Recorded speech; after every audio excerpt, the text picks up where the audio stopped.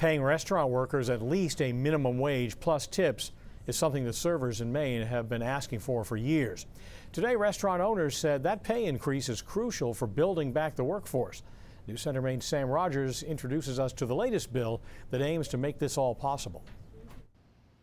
Normally at the Lorne Wine Bar in Biddeford, the topic of conversation is about these bottles, but not on Tuesday. We want to make sure that everyone we hire will be making at least the minimum wage plus tips. Minimum wage plus tip, the focus of a roundtable with local legislators, restaurant owners, and the group One Fair Wage. We can do this here in Maine. That's why we're here. Here in Maine, the service industry is vital to the economy.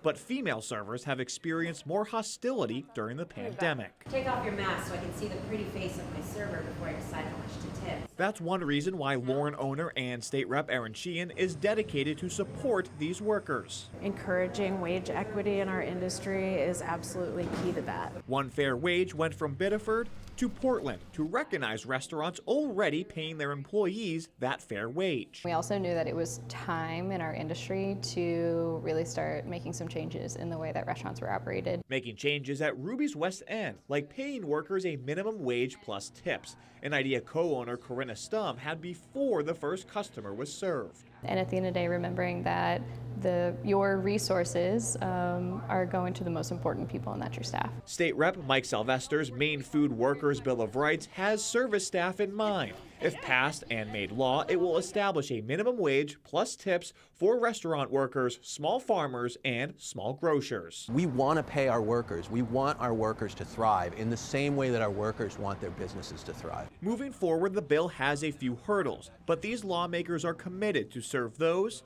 who serve us around Maine. In Portland, Sam Rogers, News Center, Maine.